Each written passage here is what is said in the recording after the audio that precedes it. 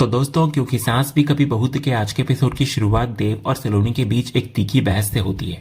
देव अपने फैसले पर अड़ा हुआ होता है कि वो सूरत जाएगा, चाहे सलोनी कुछ भी कर ले। तो सलोनी भी उतनी ही दृढ़ता से कहती है कि वो उसे ऐसा नहीं करने देगी। इस पर देव का अहंकार भड़क उठता है। वो कहता है कि सलोनी उसकी लाइफ का फैसला करने वाली होती कौन है, ऐसा तो उसके माता पिता भी नहीं करते। तो इस पर सलोनी चिल्लाकर उसको याद दिलाती है कि वो उसकी लाइफ पार्टनर और उसकी पत्नी है, इसलिए सारे फैसले उन्हें साथ मिलकर लेने होंगे और एक दूसरे को कन्विंस करना होगा।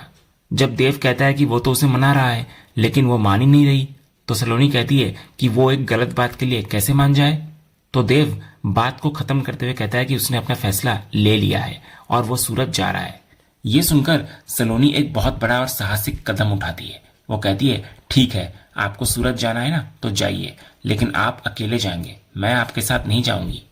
देव ये सुनकर चौंक जाता है। वो सलोनी पर आरोप लगाता है कि वो उससे अलग रहना चाहती है और उसे लाइफ में आगे बढ़ते हुए नहीं देख सकती। तो इस पर सलोनी उसे आत्मसम्मान का पाठ पढ़ाती है। वो कहती है कि सिर्फ आगे बढ़ने और इज्जत के साथ आगे बढ़ने में बहुत फर्क होता है।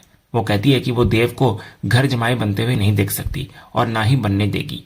वो कहती है कि वो अब तक चुप थी इस उम्मीद में कि देव बदल जाएगा, लेकिन अब उसे ये कहना पड़ रहा है कि अगर वो सूरत जाएगा तो अकेला जाएगा। तभी देव उसे भावनात्मक रूप से ब्लैकमेल करने की कोशिश करता है और कहता है कि बापजी को वो क्या जवाब देगा कि सलोनी साथ क्यों नहीं आई। वो कहता है कि सलोनी बस उसकी इंसल्ट करवाना चाहती है। तो सलोनी भी जवाब देती है कि सबसे बड़ी इंसल्ट तो तब होगी जब वो उसी के घर में घर जमाई बनकर रहेगा। इसके बाद जब देव एक बार फिर पूछता है कि क्या वो सच में नहीं आने वाली, तो सलोनी अपने अंतिम फैसले पर मुहर लगाती है कि नहीं आऊंगी मैं, ये मेरा लास्ट और आखिरी डिसीजन है। तो सलोनी के इनकार से देव का गुस्सा 7वें आसमान पर पहुंच जाता है और वो उस पर हाथ उठाने के लिए आगे बढ़ता है, लेकिन तभी पार्थ आकर देव का हाथ पकड़ लेता है। वो गुस्से में कहता है, तू पागल हो गया है क्या, सलोनी पर हाथ उठाएगा तू।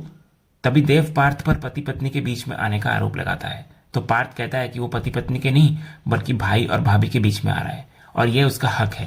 वो देव को चेतावनी देता है कि अगर बा को इस बारे में पता चल गया तो उसको जवाब देना भारी पड़ जाएगा। तभी सलोनी, जो अब तक चुप थी, रोते हुए देव से कहती है कि उसने कभी उम्मीद नहीं की थी कि वो इस हद तक गिर जाएगा। वो उसे याद दिलाती है कि जब शांति निकेतन बापजी के पास गिरवी था तब तुलसी बा ने इस घर को बचाया था, क्योंकि उन्हें इस घर और इसके संस्कारों की कदर थी, और आज देव उसी घर में यह हरकत कर रहा है। तो देव गुस्से में कहता है कि वो कोई गलत हरकत नहीं कर रहा। सलोनी कहती है कि वो इस घर को बदनाम कर रहा है जिसकी मिसालें बापजी दिया करते थे। तभी देव चिल्लाकर कहता है, बदनामी माय फुट। वो कहता है कि वो ये सब अपनी जिंदगी के बारे में सोचकर कर रहा है। तभी सलोनी हार मान लेती है और कहती है कि ठीक है, वो अपनी लाइफ के बारे में ही सोचे, उसे अब इस बारे में कोई बात नहीं करनी। इतना बोलकर वो वहां से जाने लगती है। तो देव भी उसके पीछे पीछे उसको रोकने की कोशिश करता है। इसके बाद इधर पार्थ अकेला खड़ा सोचता है कि वो अब इन दोनों की समस्या को हल नहीं कर सकता और देव उसकी बात तो मानेगा नहीं, इसलिए उसे कुछ और सोचना पड़ेगा। अगले सीन की शुरुआत ऋतिक और मुन्नी से होती है, जहां वो दोनों एक क्लाइंट मीटिंग से लौट रहे होते हैं। इधर ऋतिक मुन्नी को धन्यवाद देता है और कहता है कि उसने क्लाइंट को बहुत अच्छे से संभाला। मुन्नी भी विनम्रता से कहती है कि ऋतिक भी अच्छे से ही हैंडल कर रहा था, लेकिन ऋतिक उसकी तारीफ करते हुए कहता है कि तकनीकी रूप से मुन्नी ने ही मामले को इतने अच्छे से समझाया कि समस्या का समाधान हो गया। तो मुन्नी कहती है कि कलेक्टर होने के नाते उसको थोड़ी बहुत जानकारी है। इस पर ऋतिक कहता है कि इसीलिए तो वो उसे थैंक यू कहना चाहता है। तभी मुन्नी शरारत से कहती है कि अगर धन्यवाद देना ही है तो इतना सूखा सूखा क्यों, साथ में कोई ट्रीट भी तो मिलनी चाहिए। तो ऋतिक मुस्कुराकर मान जाता है और उससे पूछता है कि वो खाने के लिए किस रेस्टोरेंट में जाना चाहती है। तो मुन्नी कहती है कि अभी उनकी बेटी टिम्सी को लेने में थोड़ा समय है, इसलिए वे लंच कर सकते हैं। तो ऋतिक खुशी खुशी तैयार होता हुआ नजर आता है और उसको जगह तय करने के लिए कहता है। अगले सीन में हम दोबारा पार्थ को देखते हैं, जो कि देव के व्यवहार से बहुत परेशान और चिंतित होता है। वो खुद से कहता है कि आज देव ने सारी लिमिट पार कर दी है और उसे समझ नहीं आ रहा कि उसे हो क्या गया है। उसे एहसास होता है कि अब इस मामले को सुलझाने के लिए किसी बड़े को शामिल करना ही पड़ेगा। उसको तुरंत ऋतिक का ख्याल आता है और वो उसको फोन लगाता है। इधर फोन उठाने पर पार्थ ऋतिक को कह रहा होता है कि देव और सलोनी के बीच एक बहुत बड़ा झगड़ा हो गया है, जो काफी दिनों से चल रहा है, लेकिन आज स्थिति नियंत्रण से बाहर हो गई है। तभी ऋतिक इधर पूछता है कि ऐसा क्या हुआ और झगड़ा किस बात पर हो रहा है। तो पार्थ उसे पूरी बात बताने लगता है कि देव बापजी के साथ उनके बिजनेस में शामिल होने के लिए सूरत जाना चाहता है, लेकिन सलोनी इसके खिलाफ है। फिर वो सबसे चौंकाने वाली बात कहता है, और आज तो देव ने हद कर दी, उसने सलोनी पर हाथ उठाने की कोशिश की। तो ये सुनकर गाड़ी में बैठे ऋतिक और मुन्नी दोनों हैरान नजर आते हैं। इसके बाद पार्थ आगे कहता है कि वो वहीं पर मौजूद था और उसने ही देव का हाथ पकड़ा, वरना वो तो हाथ उठा ही चुका था। वो ऋतिक से माफी मांगते हुए कहता है कि उसे समझ नहीं आ रहा था कि वो किससे बात करे, इसलिए उसने उसे फोन कर दिया। तो ऋतिक उसे दिलासा देते हुए कहता है कि वो कैसी बातें कर रहा है, अगर वो उन्हें नहीं बताएगा तो किसे बताएगा। तभी पार्थ उनसे एक फेवर मांगता है। वो कहता है कि वे दोनों जल्द से जल्द यहाँ आ जाए, क्योंकि उसे समझ नहीं आ रहा कि वो इस स्थिति को कैसे संभाले। उसे डर होता है कि अगर ये बात बापजी तक पहुंच गई तो न जाने क्या होगा। तो इस पर ऋतिक उसको चिंता न करने के लिए कहता है और वादा करता है कि वे दोनों जल्द से जल्द वहां पहुंच रहे हैं। इसके बाद शांति निकेतन जल्दी पहुंचने के लिए ऋतिक एक शॉर्टकट रास्ता अपनाता है। मुन्नी उस रास्ते को देखकर कहती है कि ये बहुत खाली और सुनसान लग रहा है। तो ऋतिक मानता है कि ये थोड़ा अलग अलग है, लेकिन ये एक शॉर्टकट है। तभी मुन्नी अपने फोन में देखती है और कहती है कि यहाँ पर तो नेटवर्क भी बहुत कम है। तो ऋतिक उसको तसल्ली देते हुए कहता है कि यह बस थोड़ी देर का ही रास्ता है और यह हिस्सा खत्म होते ही नेटवर्क भी वापस आ जाएगा। लेकिन तभी अचानक से उनकी गाड़ी बीच रास्ते में ही बंद पड़ जाती है और वे दोनों एक सुनसान जगह पर फंस जाते हैं। अगले सीन में हम अजय को देखते हैं, जो कि अपनी बहन संध्या के साथ गाड़ी में होता है, जहां अजय अपनी बहन संध्या से अपने दिल का दर्द बयां कर रहा होता है। वो कहता है कि ये सब बहुत गलत हो रहा है। तभी संध्या, जो उसकी भावनाओं को समझती है, उसको समझाती है कि वो जानती है कि क्या सही है और क्या गलत। वो कहती है कि उनके माता पिता ने अतीत में परी की वजह से बहुत कुछ झेला है और वे उस अतीत को भुला नहीं सकते। तभी अजय बोलता है कि लेकिन वो तो सब कुछ भुला चुका है ना, और अपनी लाइफ में आगे बढ़ना चाहता है। इस पर संध्या उसे एक बहुत ही महत्वपूर्ण सवाल पूछती है कि क्या उसने सोचा है कि इस रिश्ते की कीमत क्या होगी। वो कहती है कि अजय से ज्यादा कीमत तो परी को चुकानी पड़ेगी। अगर वो इस घर में बहू बनकर आएगी तो उसे बात बात पर इंसल्ट किया जाएगा और न जाने क्या क्या सहना पड़ेगा, जिसका एक छोटा सा नमूना वो पहले ही देख चुका है। तो इस पर जब अजय कहता है कि उसमें तो उनके माता पिता और प्रिया की गलती थी, तो संध्या कहती है कि अब इस पर बहस करने का कोई फायदा नहीं है, क्योंकि परी की तो अब किसी और से शादी हो रही है। तो अजय दर्द से कहता है कि परी की शादी इसलिए हो रही है क्योंकि उसके माता पिता ने मना कर दिया, वरना वो तो उससे प्यार करती है। यहीं पर संध्या उसको सच्चे प्यार का असली मतलब समझाती है। वो पूछती है, अगर तू उससे इतना प्यार करता है तो क्या तू अपने प्यार का अपमान होते देख पाएगा, उसकी पल पल बेइज्जती होते हुए देख पाएगा? नहीं ना। वो उसको समझाती है कि अगर वो सच में परी से प्यार करता है तो उसे परी को जाने देना चाहिए और उसे उसकी लाइफ में खुश रहने देना चाहिए। तो अजय कहता है कि परी उसके साथ भी खुश है।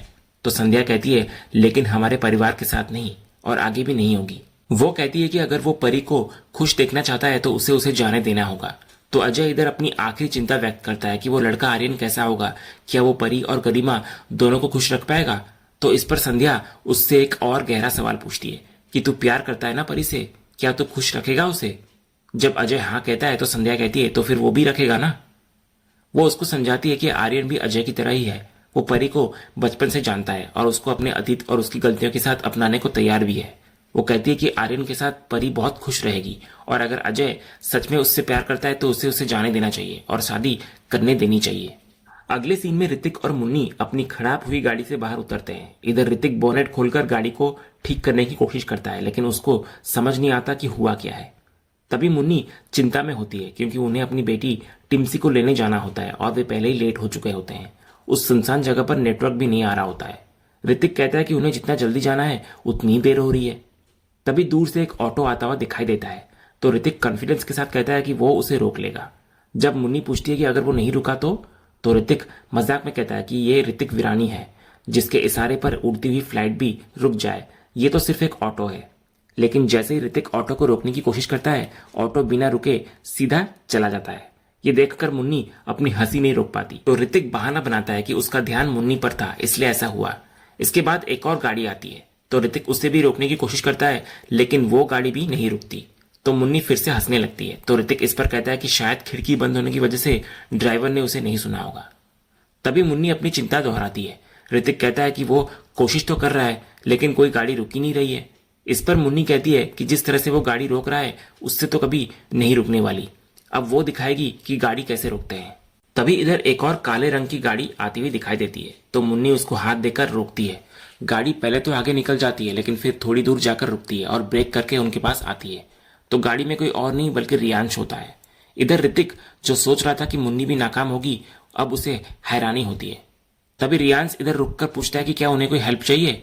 तो ऋतिक कहता है कि उनकी गाड़ी खराब हो गई है। रियांश पहले तो मजाक में कहता है कि उसे गाड़ी बनाना नहीं आता, इसलिए वो हेल्प नहीं कर सकता, लेकिन फिर वो कहता है कि वो मजाक कर रहा था और उन दोनों को गाड़ी में बैठने के लिए कहता है। इसके बाद ऋतिक कहता है कि वे सिर्फ बाहर तक छोड़ दे उन्हें, जहां से उन्हें कोई और हेल्प मिल जाएगी, लेकिन रियांश कहता है कि वो भी उसी रास्ते से जा रहा है, इसलिए वो उन्हें छोड़ देगा। इधर ऋतिक और मुन्नी गाड़ी में बैठ जाते हैं। रास्ते में ऋतिक रियांश को थैंक यू कहता है, तो रियांश कहता है कि वो तो वैसे भी अकेला जा रहा था, अब उसे कंपनी मिल गई तो थैंक यू की कोई जरूरत नहीं है। इसके बाद रियांश अपना परिचय रियो के रूप में देता है, तो ऋतिक भी अपना और अपनी पत्नी मुन्नी का परिचय कराता है। रियांश पूछता है कि वे लोग क्या करते हैं, तो ऋतिक कहता है कि वो अपने पिता के साथ फैमिली बिजनेस संभालता है और उसकी पत्नी एक कलेक्टर है। ये सुनकर रियांश बहुत खुश होता है और कहता है कि आज उसका लकी दिन है। वो बताता है कि वो एक बिजनेस प्लान कर रहा है और लाइसेंस और प्लानिंग के बारे में सलाह लेने के लिए किसी को ढूंढ रहा था और किस्मत से उसे वे दोनों मिल गए। वो मुन्नी से पूछता है कि क्या वो उसकी हेल्प करेगी, तो मुन्नी श्योर कहती है। ऋतिक भी कहता है कि जब रियांश ने उनकी हेल्प की है तो उसका भी हेल्प मांगने का हक बनता है। फिर अंत में ऋतिक कहता है कि उसे रियांश का नाम रियो बहुत पसंद आया। इसके बाद गाड़ी में मुन्नी अपना ऑफिस का कार्ड रियांश को देती है और कहती है कि जब भी उसे जरूरत पड़े वो उसके ऑफिस आ सकता है। इसके बाद ऋतिक मुन्नी से काम की बातचीत करने लगता है और करण भैया की फाइल के बारे में पूछ रहा होता है, तो मुन्नी कहती है कि उसने फाइल देख ली है और करण के दिए गए रिमार्क्स बिल्कुल सही है। तो इधर करण का नाम सुनते ही रियांश पूछता है कि क्या उसके भाई का नाम करण है, तो ऋतिक के हाँ कहने पर रियांश कहता है कि क्या संयोग है, मेरे डैड का नाम भी करण है। तो ऋतिक ये सुनकर कहता है कि करण नाम बहुत ही आम और लोकप्रिय है, लेकिन रियांश अपने पिता की तारीफों के पुल बांधना शुरू करने लगता है। वो कहता है कि उसके डैड बिजनेस में इतने कमाल के हैं कि कोई उन्हें छू भी नहीं सकता। वे बहुत ही शानदार, बुद्धिमान, स्मार्ट और समझदार है। वो कहता है कि बिजनेस से ज्यादा वो एक बहुत ही अद्भुत इंसान है जो उससे और उसकी माँ से बहुत प्यार करते हैं। तो ऋतिक कहता है कि रियांश ने जिस तरह से वर्णन किया है उसे ऐसा लगा जैसे वो उनके करण भैया के बारे में बात कर रहा है, क्योंकि वे भी बिल्कुल वैसे ही हैं। इस पर रियांश मजाक में कहता है कि कहीं तुम्हारे भैया मेरा डैड तो नहीं। ये सुनकर सब हंस पड़ते हैं। इसके बाद तभी मुन्नी की गाड़ी सामने से आ रही होती है, तो वे दोनों रियांश की गाड़ी से उतर जाते हैं। फिर अकेले में रियांश सोचता है कि स्ट्रेंज, करण भैया और करण डैड, क्या संयोग है। दूसरी तरफ नियति अपनी बालकनी में अकेले खड़ी कुछ सोच रही होती है। तभी रियांश आकर उसको पूछता है कि क्या सब ठीक है, तो नियति कहती है कि वो ठीक है, लेकिन रियांश कहता है कि वो लग तो नहीं रही। तभी नियति बताती है कि ये तो उसका रोज का है, क्योंकि उसके डैड करण अक्सर काम में बिजी रहते हैं, तो वो शाम को यही टाइम पास कर लेती है। इसके बाद वो बात को बदलते हुए पूछती है कि रियांश डिनर में क्या खाएगा, तो रियांश कहता है कि आज वे डिनर बाहर करेंगे। वो मजाक में कहता है कि अगर वे घर पर ही खाना खाएंगे तो बाहर के बड़े बड़े होटलों का घर कैसे चलेगा। तो नियति कहती है लेकिन उसके डैड तो आज बिजी हैं। रियांश कहता है कि तो क्या हुआ अगर बिजी हैं डैड, लेकिन माँ और बेटा तो यहीं पर है ना।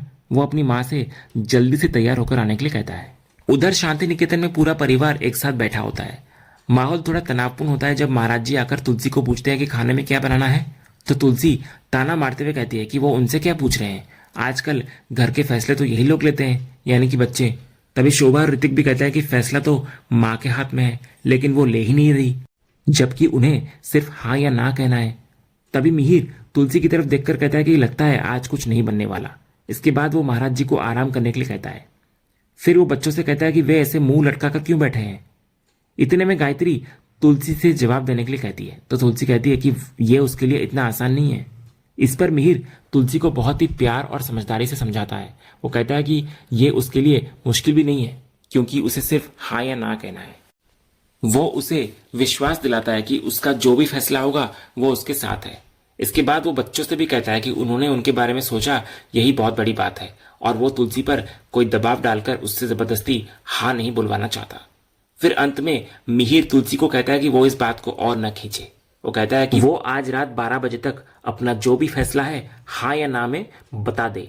तो इस पर तुलसी कुछ भी नहीं कहती, बस गहरी सोच में डूब जाती है। और इसी सीन के साथ आज का ये एपिसोड यहीं पर खत्म होता है। तो दोस्तों, आपको आज के एपिसोड का कौन सा सीन सबसे ज्यादा पसंद आया, हमें कमेंट करके जरूर बताएं। अगर आप क्योंकि सास भी कभी बहू के फैन हैं और कोई भी अपडेट मिस नहीं करना चाहते, तो हमारे इस चैनल को सब्सक्राइब करना ना भूलें और बेल आइकन को भी जरूर दबाएं। हम मिलेंगे अगले एपिसोड के अपडेट के साथ। तब तक के लिए धन्यवाद।